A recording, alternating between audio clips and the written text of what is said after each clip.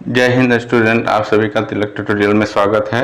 और आज हम लोग इसी को आगे बढ़ाएंगे। वास्तविक संख्याओं पर संक्रियाएं यानी ऑपरेशन जो किए थे, जोड़ घटाव गुणा भाग, उसी को हम लोग आगे बढ़ाएंगे।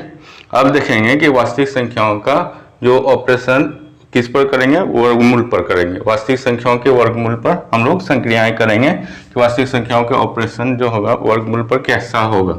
ठीक है, तो हम लोग इससे पहले हम लोग प्राकृतिक संख्या के बारे में पढ़ चुके हैं और प्राकृतिक संख्या के वर्गमूल के बारे में भी पढ़ चुके हैं कि वर्गमूल को कैसे निकाला जाता है और उस वर्गमूल का जो होता है रूट जो है वो संख्या रेखा पर कैसे निरूपित किया जाता है। जैसे मान लीजिए कि हम लोगों ने √2, √3 और √5 ये 3 रूट को निकालने का तरीका हम लोगों ने संख्या रेखा पर देखा था। ये आप लोगों को याद होगा कि एक संख्या रेखा लिए थे इस तरह का।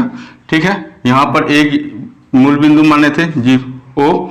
ठीक है, वहां से एक इकाई लेंथ को हम लोग यहाँ से यहाँ तक एक इकाई लेंथ था और यहाँ से यहाँ एक इकाई लेंथ था। ठीक, एक इकाई लेंथ। ठीक, और ये एक समकोण त्रिभुज बनाता है। ठीक है, समकोण त्रिभुज बनाता है।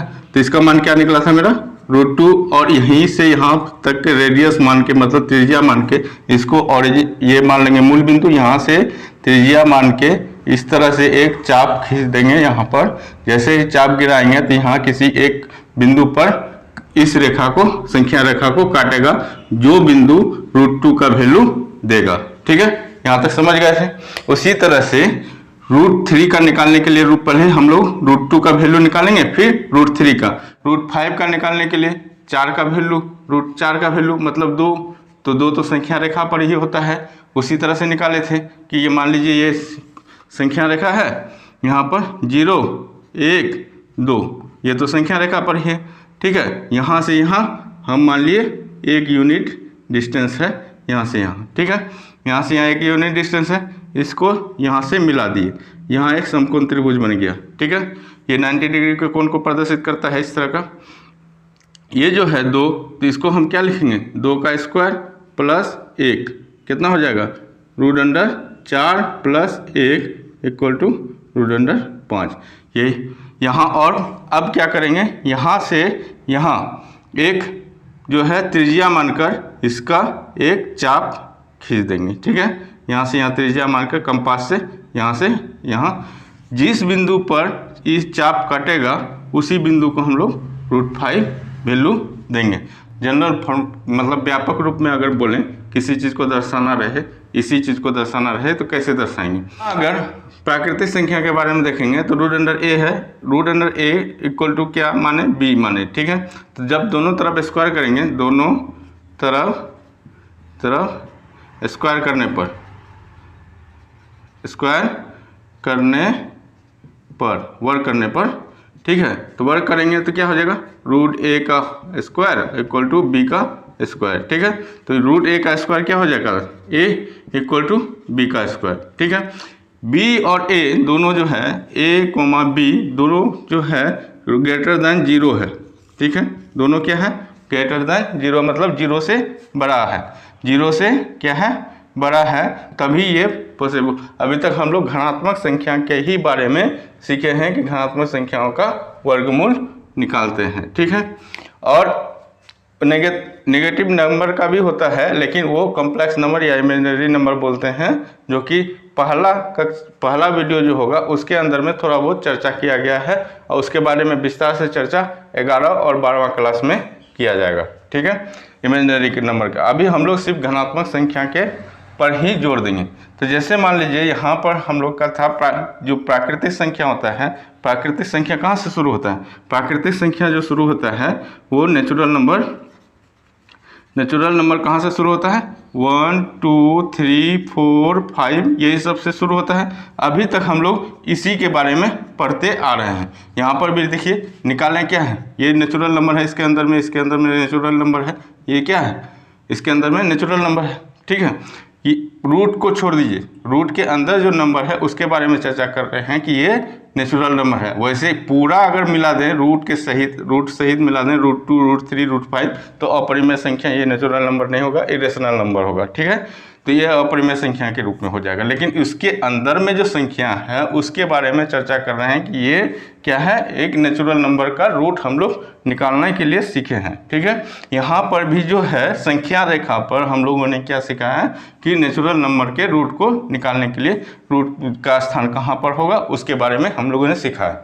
अब आइए कि इसी चीज़ को जो हम लोग ये नेचुरल नंबर के बारे में पढ़े थे, अब वास्तविक संख्या, जो वास्तविक संख्या है इसके रियल नंबर है, इसके बारे में हम लोग सीखेंगे कि रियल नंबर का एक्चुअल स्थान जो है संख्या रेखा पर कैसा होगा। रियल नंबर के जो रूट है, स्क्वायर रूट अगर निकालते हैं, वर्गमूल जब निकालते हैं तो उसका जो संख्या रेखा पर होगा वो कैसा होगा। और उसमें भी हम लोग को वास्तविक संख्या में भी हम लोग को क्या लेना है, 0 से बड़ा लेना है, पॉजिटिव नंबर लेना है, ताकि उसका भी रूट निकाला जाए। जैसे मान लीजिए कि हम लोग अभी चर्चा करेंगे कौन से संख्या पर, मान लीजिए कि चर्चा करते हैं रूट अंडर 7/2। ठीक है, 7/2। तो 7/2 का मतलब क्या हो गया, 7/2 का मतलब क्या हुआ, रूट अंडर 3.5। यही है आपके बुक में दिया हुआ एग्जाम्पल कि 3.5 के बारे में हम लोग चर्चा करेंगे, रूट अंडर 3.5। ये तो फ्रैक्शन के रूप में, ये भी ये है क्या कहते हैं, फ्रैक्शन के रूप में है। ठीक है, परिमेय संख्या है 7/2। ठीक है, लेकिन ये कंप्लीट नंबर के बारे में हम लोग अभी तक जानते थे, अभी तक फ्रैक्शन के रूप में नहीं जानते थे कि संख्या रेखा पर इसका अगर रूट होगा तो कहाँ होगा। 3.5 तो हम लोग डायरेक्ट दिखा देते थे कि 3.5 कहाँ है, लेकिन इसका अगर रूट कहे तो रूट का स्थान कहाँ पर होगा वो हमको दिखाना है कि संख्या रेखा पर ये कहाँ पर होगा। ठीक है, तो आइए इसके बारे में चर्चा करते हैं। अब हम लोग देखते हैं वास्तविक संख्या रेखा पर वास्तविक संख्याओं का जो ऑपरेशन है वो वर्गमूल पर करते हैं वास्तविक संख्याओं का। तो उसमें एग्जांपल लिए थे हम लोग क्या, 3.5। ठीक है, 3.5 लिए। 3.5 भी एक वास्तविक संख्या है, इसको हम लोग क्या किए थे, रूट अंडर 7/2 किए थे। ठीक है, इसी को यहाँ पर रखे हैं। तो इसका वैल्यू संख्या रेखा पर क्या होगा, 3.5 तो हम लोग दर्शा देंगे डायरेक्ट, लेकिन उसके रूट का वैल्यू संख्या रेखा पर क्या होगा, वर्गमूल का, इसके वर्गमूल का वैल्यू संख्या रेखा पर क्या होगा, उसी को हम लोग को दर्शाना है। मान लीजिए ये एक संख्या रेखा है।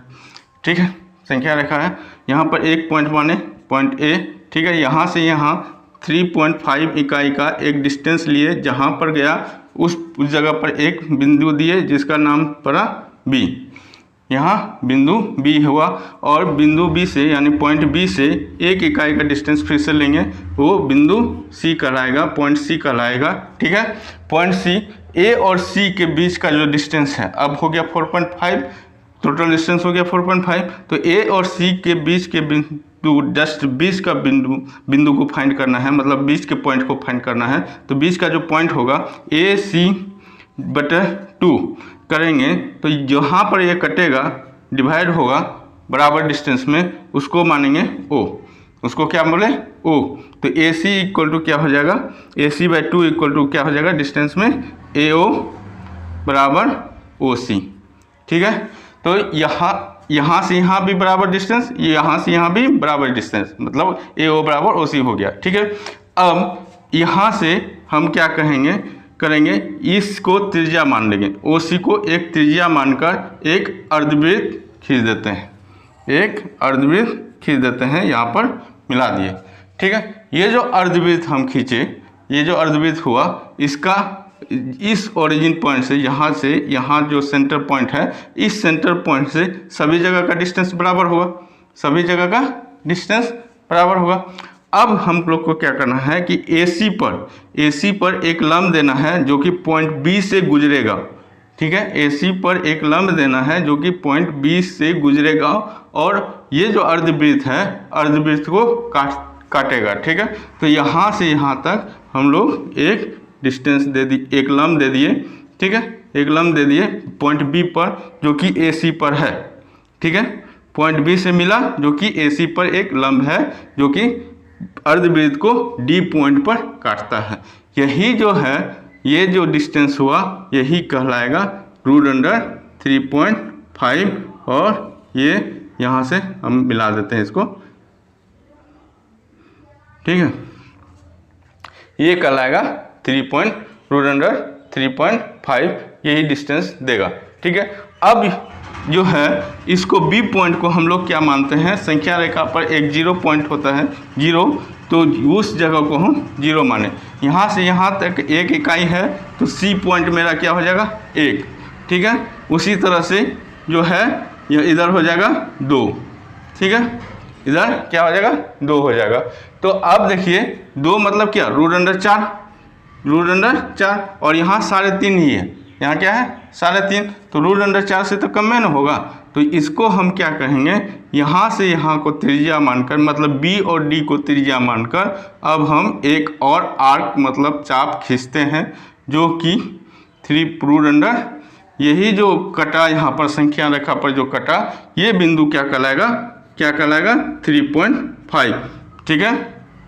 ये जो बिंदु देगा मान 3.5 का मान देगा, ठीक है। ये हो गया संख्या रेखा पर दर्शाने का तरीका, जो कि वास्तविक संख्याओं को दर्शाते हैं इस प्रकार से, ठीक है, समझ गए।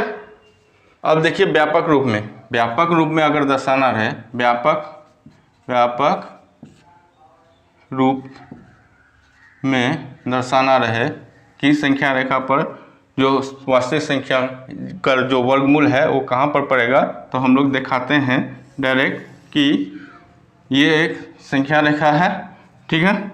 यहाँ पर पॉइंट ए ले लेते हैं, पॉइंट ए, ठीक है।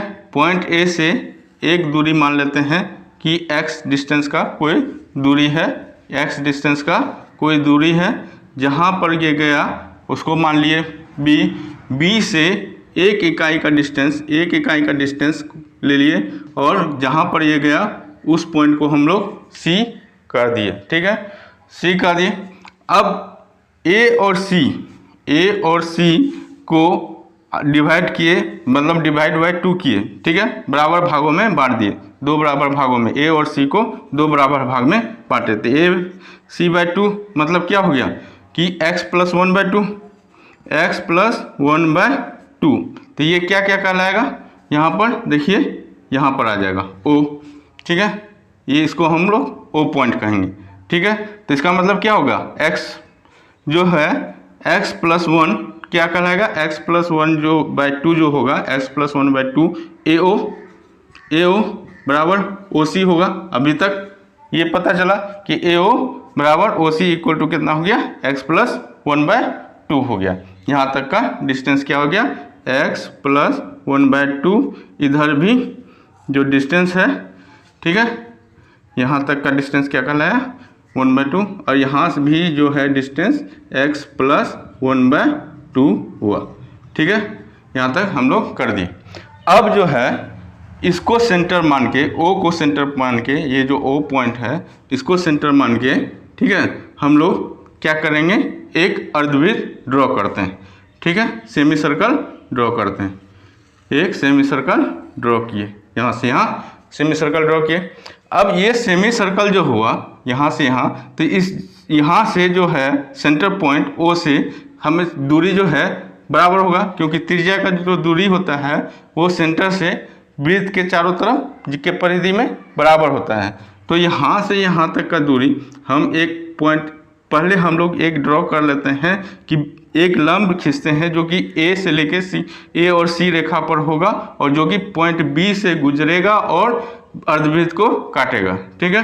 तो पॉइंट B से गुजरेगा और अर्धवृत्त को काट दिया। कहाँ काटा, तो D पॉइंट पर काटा, ठीक है। अब इस D पॉइंट को हम लोग जो है, और ये जो सेंटर पॉइंट है, सेंटर पॉइंट से हम लोग मिला देते हैं, सेंटर पॉइंट से क्या करते हैं, मिला देते हैं कि ये D पॉइंट हो गया, ठीक है। ये सेंटर पॉइंट को हम लोग मिला दिए। तो ये जो डिस्टेंस है, ये जो डिस्टेंस है, ये डिस्टेंस क्या कहलाएगा, √x का वैल्यू देगा। अब √x का वैल्यू के जैसे उस समय क्या किया था हम लोग जो ये जो माने थे 3.5 माने थे, तो ये क्या दिया था वैल्यू, √3.5 का वैल्यू दिया था, ठीक है। तो ये जो √3.5 का दिया था, तो अभी उसी का व्यापक रूप में हम लोग क्या कर रहे हैं, इसको हम लोग x मान रहे हैं। तो इसका मतलब ये वैल्यू क्या देगा, x को √x को वैल्यू देगा। तो इसका वैल्यू हम लोग √x का वैल्यू देगा। तो इसका हम लोग पाइथागोरस के थ्योरम से निकालते हैं। ये वैल्यू एक्चुअली में आया कैसे, √x वैल्यू जो आया, वहाँ पर जो हम लोग दिखा दिए कि डायरेक्ट है कि रूट अंडर 3.5 होता है, लेकिन रूट अंडर 3.5 कैसे होता है वो तो दिखाना जरूरी है ना। तो वो उसको दिखाने के लिए हम लोग पाइथागोरस थ्योरम जो समकोण त्रिभुज में लागू होता है, समकोण त्रिभुज में लागू होता है, क्या होता है कि लंब ए मान लीजिए बी है, और तो ये सी बराबर क्या हो जाएगा ए स्क्वायर प्लस बी स्क्वायर, सी बराबर क्या हो गया ए स्क्वायर प्लस बी स्क्वायर, अगर ये समकोण त्रिभुज है बी ए और ये सी पॉइंट, ठीक है। तो अगर इस तरह का समकोण त्रिभुज है तो पाइथागोरस थ्योरम यही बोलता है। तो वही नियम हम लोग यहाँ पर लगाएंगे, तो वही नियम हम लोग यहाँ पर लगाएंगे। तो यहाँ से यहाँ तक का डिस्टेंस देखिए, यहाँ से यहाँ तक का डिस्टेंस कितना है x है, यहाँ पर क्या माने हैं हम लोग x माने हैं, यहाँ से यहाँ तक का डिस्टेंस x है, और यहाँ से यहाँ तक का डिस्टेंस कितना है x प्लस 1/2 है, ठीक है। तो हम कहते हैं कि O से लेके B तक का डिस्टेंस हमको निकालना है, OB निकालना है। तो OB निकालने के लिए क्या करेंगे AB माइनस क्या करेंगे AB माइनस AO कर देते हैं AO। तो AB के जगह पर क्या दिया हुआ है, AB के जगह पर हमको क्या दिया है x, ठीक है, x दिया है, माइनस करेंगे AO कितना दिया है x प्लस 1/2 निकाले हैं। यहाँ पर AO कितना निकाले हैं x प्लस 1/2 निकाले हैं, इक्वल टू हो जाएगा यहाँ पर एलसीएम लेके 2x, यहाँ पर बटे भी 1 कर दीजिए तो एलसीएम निकलने में आसानी हो जाएगा, ये कर दीजिए 2, ठीक है। तो 2x हो गया, माइनस हो जाएगा x माइनस 1 बराबर हो गया 2x में से x चले गया तो हो गया x माइनस 1/2 हो गया। ये वाला डिस्टेंस क्या हो गया x माइनस 1/2 हो गया, ठीक है। ये वाला डिस्टेंस x माइनस 1/2 हो गया। अब देखिए ये डिस्टेंस हमको पता चल गया, ये जो त्रिज्या है ये क्या होगा त्रिज्या ही होगा, क्योंकि सेंटर पॉइंट से परिधि तक का डिस्टेंस क्या होता है, केंद्र से परिधि तक का दूरी त्रिज्या कहलाता है। ये भी त्रिज्या था, AO भी त्रिज्या था, तो इसका मतलब क्या हो गया AO बराबर OC, AO बराबर OC बराबर OD होगा, बराबर OD होगा, ठीक है। तो AO OC और OD का वैल्यू कितना है, AO x प्लस 1/2 है, तो ये डिस्टेंस क्या है x प्लस 1/2 है, ठीक है। ये डिस्टेंस हो गया x प्लस 1/2। तो अब हमको ये डिस्टेंस तो पता चल जाएगा कि B से D क्या है। अब मान लीजिए कि ये दो चीज़ दिया रहे, मान लीजिए ये और ये चीज़ दिया रहे, तो ये आपको पता नहीं चलेगा। अगर ये और ये चीज़ दिया रहे तो ये नहीं पता चलेगा ये वाला लंब क्या है, अगर ये और ये चीज़ दिया रहेगा तो ये पता चल जाएगा, ठीक है। तो अब उसी तरह से हम लोग निकालते हैं कि BD का स्क्वायर अगर कहें BD का square equal to Pythagoras theorem से कहेंगे, तो पाइथागोरस थ्योरम क्या कहता है कि कर्ण का स्क्वायर इक्वल टू लंब का स्क्वायर प्लस क्या आधार का स्क्वायर, ये नहीं कहता है यहाँ पर अंडर रूट, यही बोलता है ना कि अगर कर्ण का स्क्वायर कर देते हैं, कर्ण का स्क्वायर इक्वल टू लंब का स्क्वायर A का स्क्वायर और आधार का प्लस आधार का स्क्वायर B का स्क्वायर, यही ना कहता है। तो उसी तरह से यहाँ पर हम कहेंगे कि कर्ण का स्क्वायर मतलब यहाँ से यहाँ मतलब क्या हो गया OD का स्क्वायर इक्वल टू कहेंगे OB का स्क्वायर OB का स्क्वायर प्लस BD का स्क्वायर BD का स्क्वायर, ठीक है। तो अब हमको क्या निकालना है BD ही तो निकालना है, तो BD का स्क्वायर बराबर क्या हो जाएगा BD का स्क्वायर इक्वल टू हो जाएगा OD का स्क्वायर माइनस OB का स्क्वायर, ठीक है। अब OD का स्क्वायर कितना है, OD कितना है मेरे पास में O से D x प्लस 1/2 का स्क्वायर माइनस OB कितना दिया हुआ है x माइनस 1/2 x माइनस 1/2 का स्क्वायर, ठीक है। बराबर क्या कहेंगे एलसीएम तो बराबर आएगा दोनों का, तो दोनों में 4 आ गया, स्क्वायर है ना तो स्क्वायर का एलसीएम आ गया 4, ठीक है। तो यहाँ हो गया x प्लस 1 का स्क्वायर माइनस x माइनस 1 का स्क्वायर, ठीक है।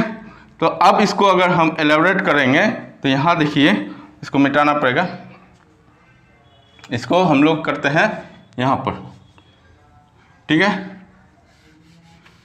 इसको हटाइए, यहाँ पर करते हैं, ठीक है।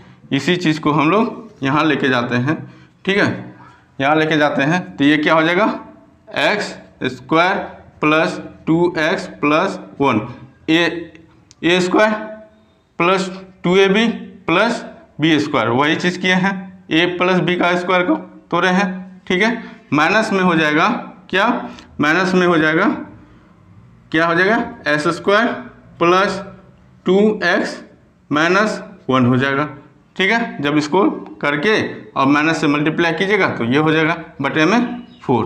तो ये माइनस एक्स स्क्वायर प्लस वाला और माइनस वाला खत्म हो गया, ये -1 ये +1 खत्म हो गया, तो बचा क्या 4x बटे 2। तो x यहाँ 4x बाय 4 कैंसिल, बचा क्या x। तो BD का स्क्वायर का BD ही ने निकल रहा था, BD का स्क्वायर BD का स्क्वायर, तो ये भी क्या था BD का स्क्वायर BD का स्क्वायर BD का स्क्वायर, ठीक है। जैसे ही हम स्क्वायर हटाते हैं यहाँ से अगर हटाते हैं तो ये क्या हो जाएगा BD इक्वल टू हो जाएगा √x, BD इक्वल टू क्या हो गया √x। अब पता चल गया कि √3.5 ये वैल्यू कैसे दिया था, इसी तरह से दिया था, समझ गया। आ गया इस सिर्फ ये वाला जगह जो है यहाँ से यहाँ तक ये पार्ट्स को हम ऊपर लिखें, इसी को कंटिन्यू हम ऊपर किए, ठीक है। उतारना है तो उतार लीजिए। अब इसी में अब बोल दें कि ये जो √x निकला है, ये √x का वैल्यू ये जो संख्या रेखा पर होगा वो कहाँ देगा, तो संख्या रेखा मान लीजिए यहाँ पर हम इसको 0 मान लेते हैं, ठीक है।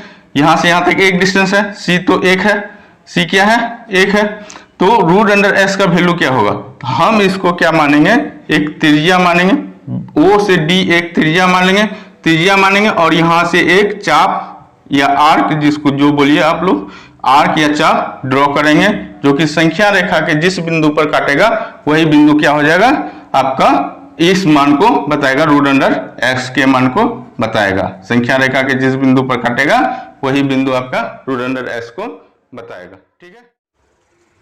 अगर मेरा वीडियो आप लोग को अच्छा लग रहा है तो लाइक शेयर और सब्सक्राइब जरूर कीजिए। अगर थोड़ा सा भी इन्फॉर्मेटिव लग रहा है तो ज़रूर से ज़रूर सब्सक्राइब कीजिए और बेल आइकन को जरूर दबा दीजिए, ताकि इस तरह के वीडियो जैसे भी आए तो वैसे ही आप लोग को नोटिफिकेशन मिल जाए।